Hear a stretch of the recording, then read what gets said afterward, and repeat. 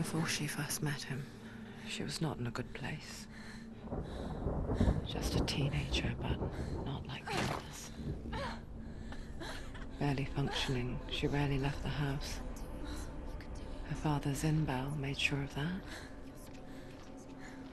Only occasionally did she venture out on her own, collecting firewood and herbs, errands out in the Orkney Plains. That was her world. Like this one. Barren and lonely.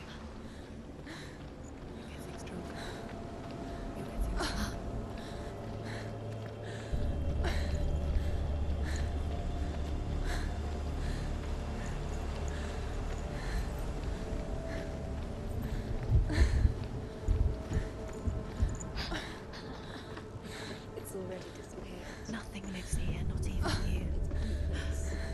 It's in your mind. You think you can see it, but it's in your mind. There he was. The lone figure of a boy. He's there, under the tree. Swordplay under the shade of a tree. See him. You have to. She remembers the first time she saw him.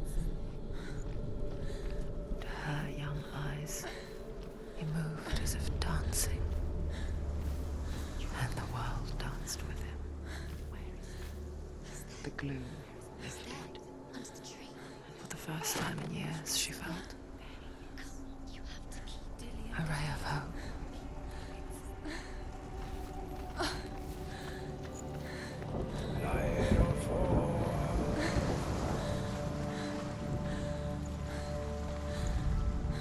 The Northmen tell of a great hero. His name is Sigmund. His father's hall was built around a great tree, and one day, Odin comes and thrusts a sword into the tree, a gift to whomever can release it.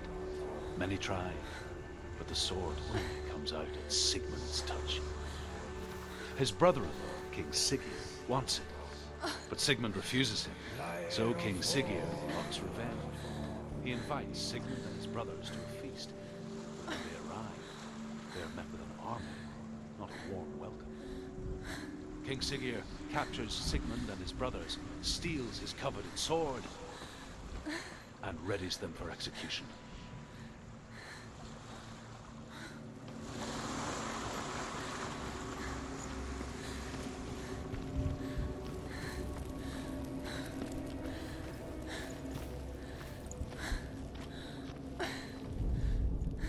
Death for Sigmund and his brothers seems certain. But the king's wife is Sigmund's sister, and she begs for mercy and implores the king to chain them up instead. He agrees. Not for mercy, though, but because he plans an even more cruel and lingering death. Chained to a tree in the forest that night, a she-wolf comes and devours one of Sigmund's brothers. She returns, ravenous, night after night, until only Sigmund is left. The next day, Sigmund's sister sends a servant with honey to smear on Sigmund's face. But to what end? Well, that night, when the she-wolf appears again, you'll never guess what happens.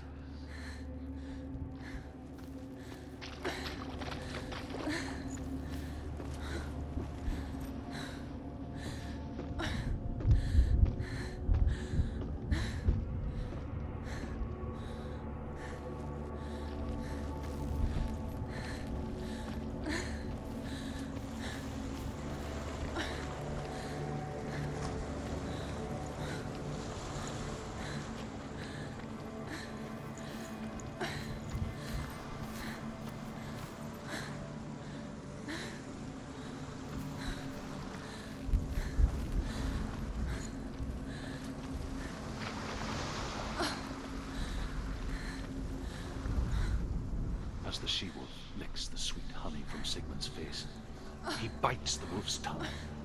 The she-wolf pulls away, but Sigmund holds on. The chains break, and he is free. After his escape, Sigmund lives like us, hidden in the forest. His enemy, King Siggeir, believing him dead, as his sister plots revenge. for vengeance to succeed, even the great Sigmund needs help.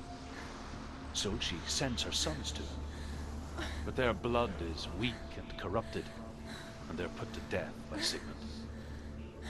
So his sister hatches a new plan, one that is cold of heart and pure of blood.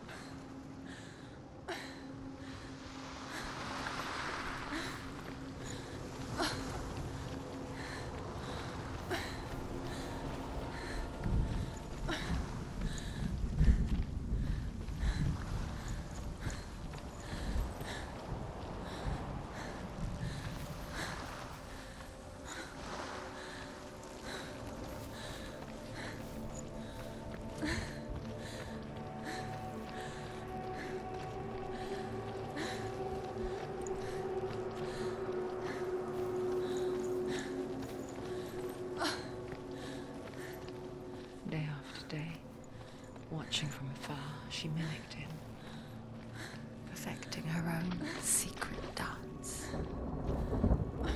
wishing those fleeting moments of light would stretch out to last forever. Sigmund's sister trades shapes with a sorceress, and in disguise, she lies with her own brother. She gives birth to a son named Sinfjotli. After a time, she sends him to the forest to Sigmund. He tests the boy and finds him strong and fearless, and so they go to take their vengeance on King Siggeir. Luck is not on their side. They're captured, and Siggeir has them buried alive.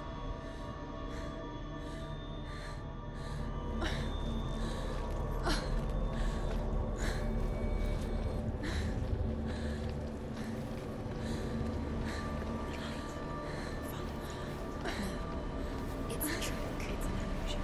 It's not real. Different. You want to believe it's real, but it's a trick. Where are you going? Where is she going? What is she following? You can't even fight. It's just deception. How does he so effortlessly court the world and bliss? If only she could do the same. See the world through eyes anew and dance with it, just like he does.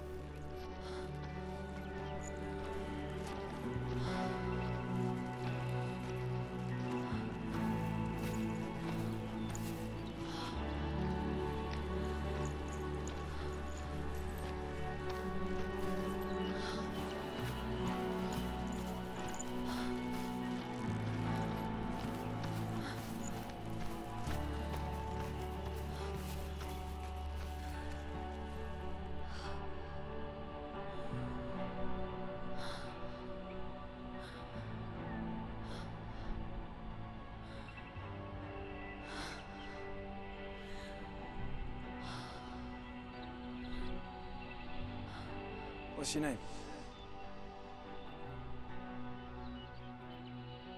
Senua. I haven't seen you before. I don't leave home much. Oh, Zeno's daughter. I have to go. Wait. Who taught you to fight like that? No one. No one. Well, I watched you, and You learnt all of that from watching me? You should become a warrior, you know. me? I'm Dillian. I'm here for the warrior trials. Just come and watch. And bring your sword. You can't put it into words. That moment when you look into the eyes of the one who is supposed to reassure you, make you feel safe. It only takes an instant. Fear swallows you before you have a chance to make sense of it. And darkness becomes a part of who you are. You killed him. But her world changed the day the Northmen took him from her. Senua knows that there's no going back to how things were. What was that? That there's nothing to go back to at all. Stay still, stay quiet, hide, don't tell her. Their gods can see into your mind. They will use this power to destroy you. They won't stop me. I can still feel it. Whatever's left of him, they will never let him go. I'm not gonna let him rot here. You're the one rotting here. Leave me alone. You will die here. No. And all your suffering will have been for nothing. Shut up!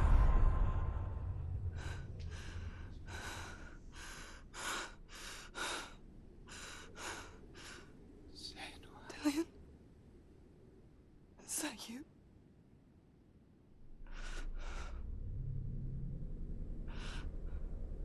I'll find you, my love. I promise.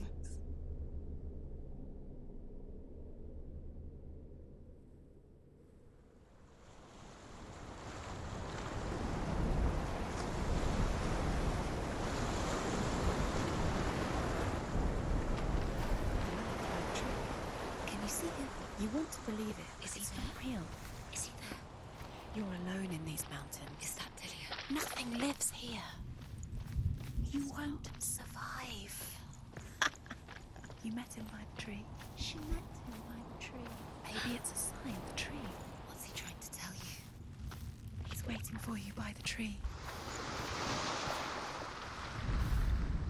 As Sigmund and Sinfjotli are being buried alive, Sigmund's sister throws an armful of straw into the grave mound. Hidden in the straw is Sigmund's sword, the gift of Odin. They cut their way out of the grave mound and set fire to Siggeir's hall. The king burns to death. Sigmund calls to his sister to come out so that she may live and be honored. She does come out, but only to tell him the truth. That she had slept with him, her brother, to beget a strong avenger.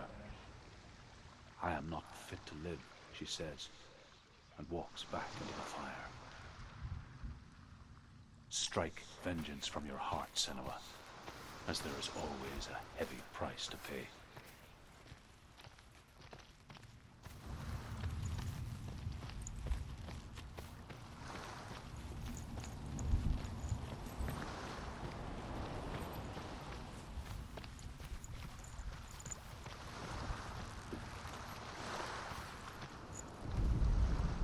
And here is the end of Sigmund's story. He was a fierce and great warrior who fought many battles. But one day, an old man came onto the battlefield. Although shadowed by a hood, Sigmund saw that he only had one eye. The man raised his spear, and Sigmund struck at it with his sword, but the sword shattered into pieces. Sigmund then knew that this was Odin, and thus that victory could not be his. He bowed his head and accepted his end. Dying, he tells his wife that she is with child, and that her son will one day make a great weapon out of the fragments of his sword. The sword named Gram.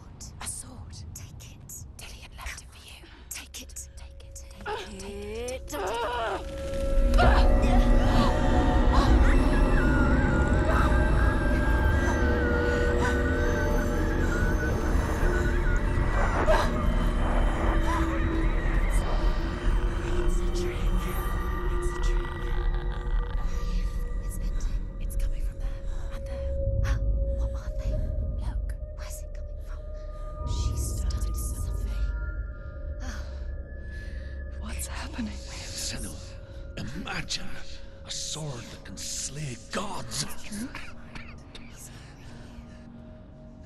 Its name is Gramr. It was forged by the god of all Northmen, Odin, and gifted to Sigmund, a great warrior. I need this sword.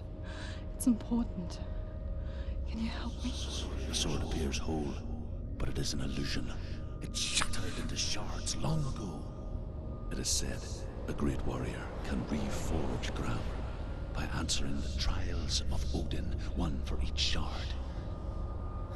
The roots of the Tree of Death will take you to new lands where you will face the trials.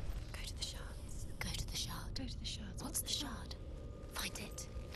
It's the metal runestone.